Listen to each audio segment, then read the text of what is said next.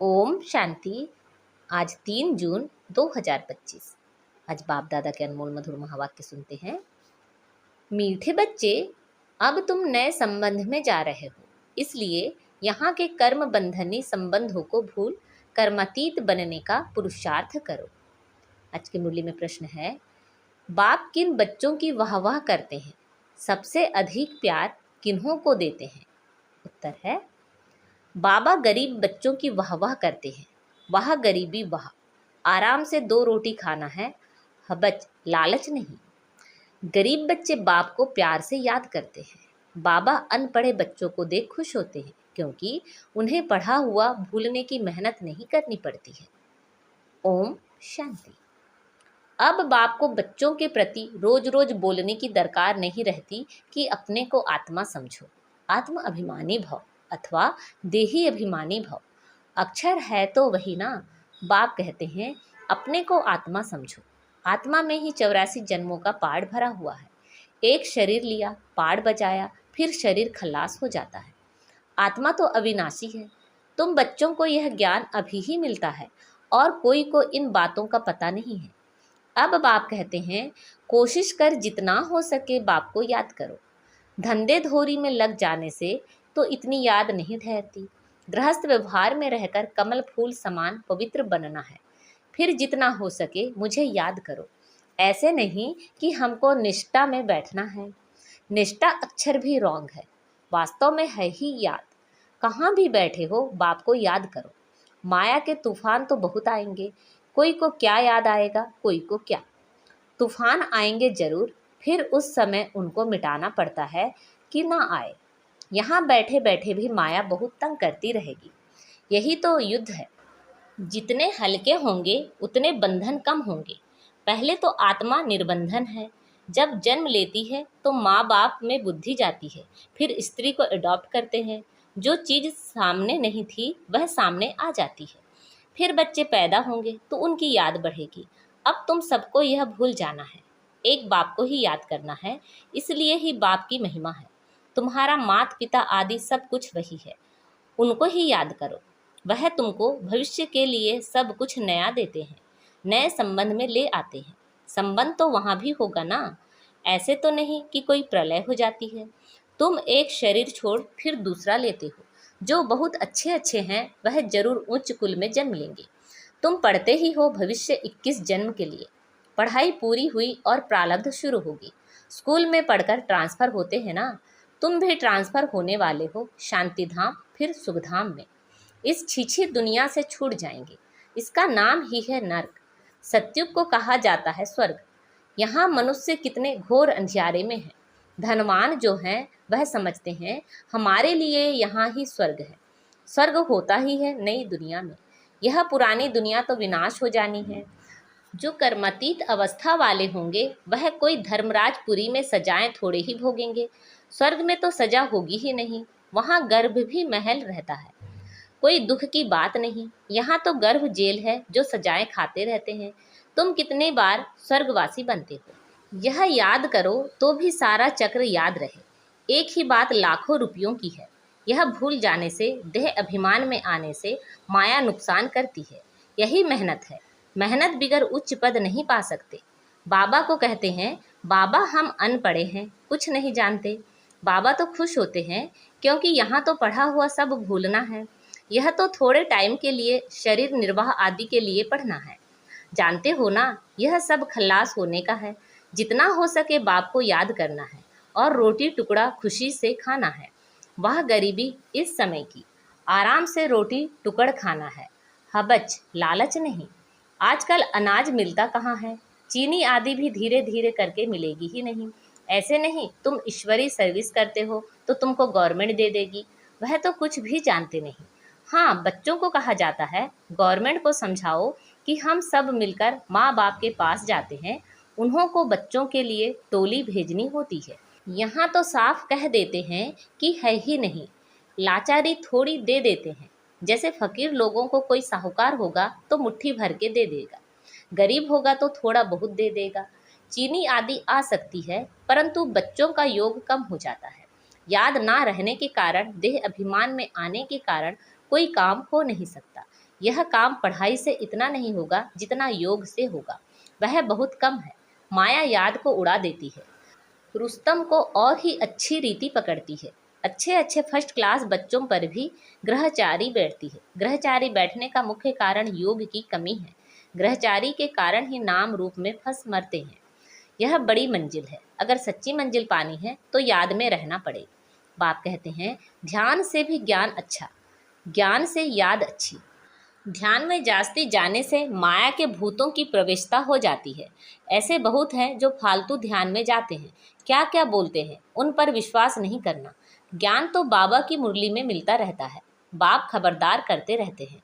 ध्यान कोई काम का है नहीं, बहुत माया की प्रवेशता हो जाती है, अहंकार आ जाता है। ज्ञान तो सबको मिलता रहता है, ज्ञान देने वाला शिव बाबा है। मम्मा को भी यहाँ से ज्ञान मिलता था ना, उनको भी कहेंगे मन मना भाव। बाप को याद करो, दैवी गुण धारण करो। अपने को देखना है, हम दैवी गुण धारण करते हैं, यहाँ ही दैवी गुण धारण करने हैं। कोई को देखो, अभी फर्स्ट क्लास अवस्था है, खुशी से काम करते, घंटे के बाद क्रोध का भूत आया, खत्म। फिर स्मृति आती है, यह तो हमने भूल की, फिर सुधर जाते हैं। घड़ी घड़ी के घड़ियाल बाबा पास बहुत हैं। अभी देखो बड़े मीठे, बाबा कहेंगे ऐसे बच्चों पर तो कुर्बान जाऊं। घंटे बाद फिर कोई ना कोई बात में बिगड़ पड़ते, क्रोध आया, सारी की कमाई खत्म हो गई। अभी अभी कमाई, अभी अभी घाटा हो जाता, सारा मदार याद पर ही है।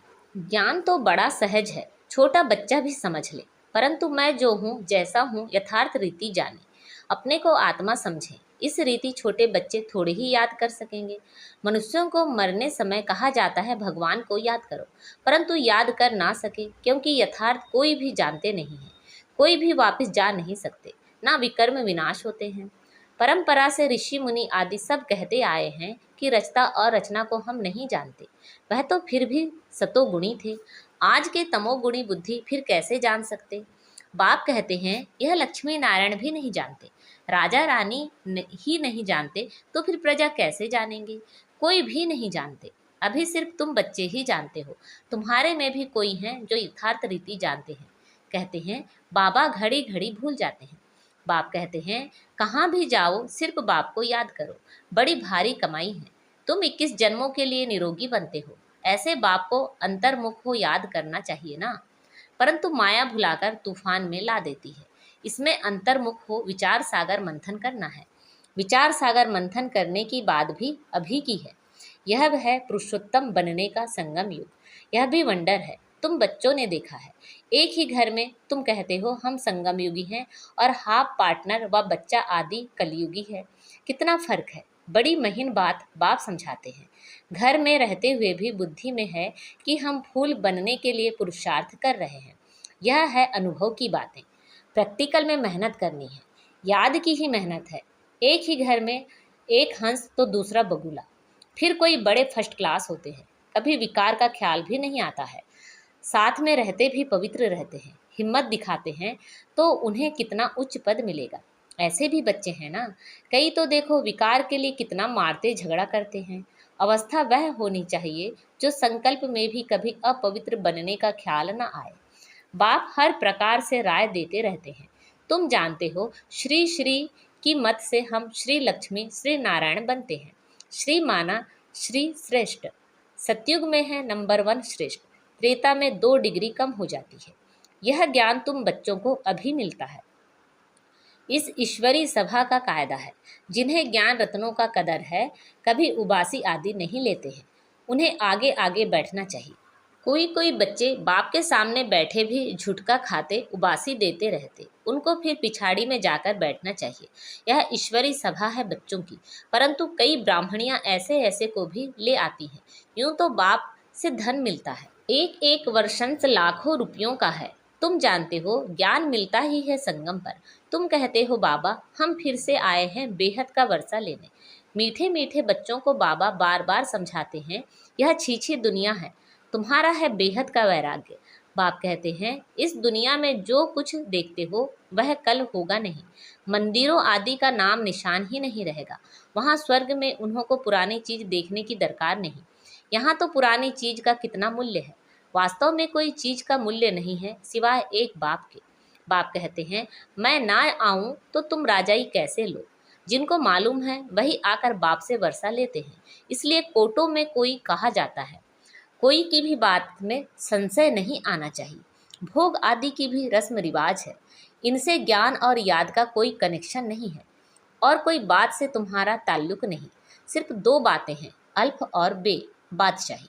अल्प भगवान को कहा जाता है, अंगुली से भी ऐसे इशारा करते हैं ना, आत्मा इशारा करती है ना। बाप कहते हैं, भक्ति मार्ग में तुम मुझे याद करते हो, तुम सब मेरे आशिक हो, यह भी जानते हो। बाबा कल्प कल्प आकर सब मनुष्य मात्र को दुख से छुड़ाए शांति और सुख देते हैं। तब बाबा ने कहा था कि सिर्फ यह बोर्ड लिख दो कि विश्व में शांति बेहद का बाप कैसे स्थापन कर रहे हैं, सो आकर समझो। एक सेकंड में विश्व का मालिक 21 जन्म के लिए बनना है तो आकर समझो। घर में बोर्ड लगा दो, 3 पैर पृथ्वी पर तुम बड़े से बड़ी हॉस्पिटल यूनिवर्सिटी खोल सकते हो। याद से 21 जन्म लिए निरोगी और पढ़ाई से स्वर्ग की बादशाही मिल जाती है। प्रजा भी कहेगी कि हम स्वर्ग के मालिक हैं। आज मनुष्यों को लज्जा आती है क्योंकि नर्कवासी हैं। खुद कहते हैं, हमारा बाप स्वर्गवासी हुआ तो नर्कवासी हो ना, जब मरेंगे तो स्वर्ग में जाएंगे। कितनी सहज बात है। अच्छा, काम करने वाले के लिए खास कहते हैं, यह बहुत महादानी था, यह स्वर्ग गया, परंतु जाता कोई भी नहीं है। नाटक जब पूरा होता है तो सभी स्टेज में आकर खड़े होते हैं। यह लड़ाई भी तब लगेगी जब सभी एक्टर्स यहाँ आकर जाएंगे फिर लौटेंगे। शिव की बारात कहते हैं ना, शिव बाबा के साथ सभी आत्माएं जाएंगी। मूल बात, अभी 84 जन्म पूरे हुए, अब इस जूती को छोड़ना है। जैसे सर्प पुरानी खाल छोड़ नई लेते हैं, तुम नई खाल सतयुग में लेंगे।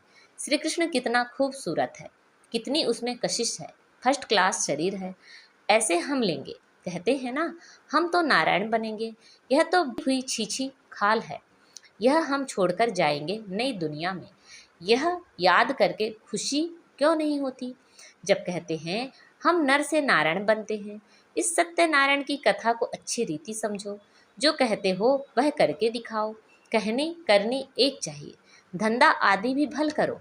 बाप कहते हैं, हाथों से काम करो, दिल बाप की याद में रहे। जितनी जितनी धारणा करेंगे उतना तुम्हारे पास नॉलेज की वैल्यू होती जाएगी। नॉलेज की धारणा से तुम कितना धनवान बनते हो, यह है रूहानी नॉलेज। तुम आत्मा हो, आत्मा ही शरीर से बोलती है, आत्मा ही ज्ञान देती है, आत्मा ही धारण करती है। अच्छा, मीठे मीठे सिखिलते बच्चों प्रति माता पिता बाप दादा का याद प्यार और गुड मॉर्निंग। रूहानी बाप की रूहानी बच्चों को नमस्ते। हम सब रूहानी बच्चों की रूहानी माता पिता बाप दादा को याद प्यार, गुड मॉर्निंग और नमस्ते। आज की मुरली से धारणा के लिए मुख्य सार हैं, इस पुरानी दुनिया की पुरानी चीज़ों को देखते हुए भी नहीं देखना है। नर से नारायण बनने के लिए कहनी करनी एक समान बनानी है। अविनाशी ज्ञान रत्नों का कदर रखना है, यह बहुत बड़ी कमाई है।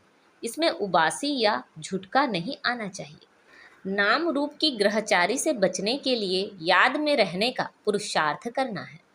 आज बाबा ने हमें वरदान दिया है, बाप की छत्र छाया के नीचे नाजुक परिस्थितियों में भी कमल पुष्प समान न्यारे और प्यारे भाव। बाप की छत्र छाया के नीचे नाजुक परिस्थितियों में भी कमल पुष्प समान न्यारे और प्यारे भाव। संगम युग पर जब बाप सेवाधारी बन करके आते हैं तो छत्र छाया के रूप में बच्चों की सदा सेवा करते हैं। याद करते ही सेकंड में साथ का अनुभव होता है। यह याद की छत्र छाया कैसी भी नाजुक परिस्थितियों में कमल पुष्प के समान न्यारा और प्यारा बना देती है। मेहनत नहीं लगती। बाप को सामने लाने से, स्व स्थिति में स्थित होने से कैसी भी परिस्थिति परिवर्तन हो जाती है। आज का स्लोगन है, बातों का पर्दा बीच में आने ना दो तो बाप के साथ का अनुभव होता रहेगा। बातों का पर्दा बीच में आने ना दो तो बाप के साथ का अनुभव होता रहेगा। अच्छा, अव्यक्त इशारे। आत्मिक स्थिति में रहने का अभ्यास करो, अंतर्मुखी बनो। किसी भी विघ्न से मुक्त होने की युक्ति है सेकेंड में स्वयं का स्वरूप अर्थात आत्मिक ज्योति स्वरूप स्मृति में आ जाए और कर्म में निमित्त भाव का स्वरूप, इस डबल लाइट स्वरूप में स्थित हो जाओ तो सेकेंड में हाई जंप दे देंगे। कोई भी विघ्न आगे बढ़ने में रुकावट नहीं डाल सकेगा। अच्छा, ओम शांति।